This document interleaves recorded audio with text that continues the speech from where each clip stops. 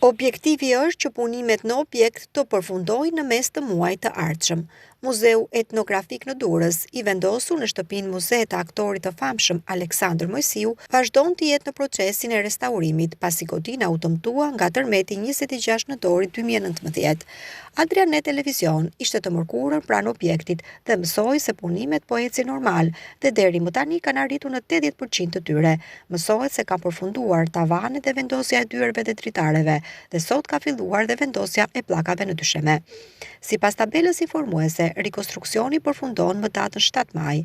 Rikonstruksioni i objektit është pjesë e programit EU for Culture me fokus rinovimin dhe rijetëzimin e objekteve kryesore të trashëgimisë kulturore, të dëmtuara nga tërmeti dhe përfaqësoheni nga programet më të mëdha të trashëgimisë kulturore të financuara nga Bashkimi Evropian me një buxhet total prej 40 milion euro.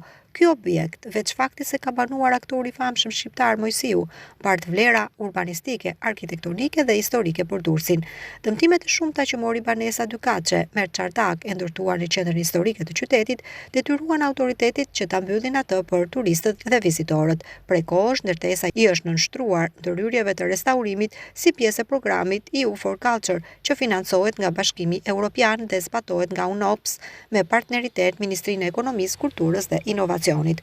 Punimet tradicionale në dru, çatia dhe zbukurimet e detajuara po restaurohen me kujdes të veçantë, duke ruajtur të gjitha shtresat autentike të kësaj ndërtese historike.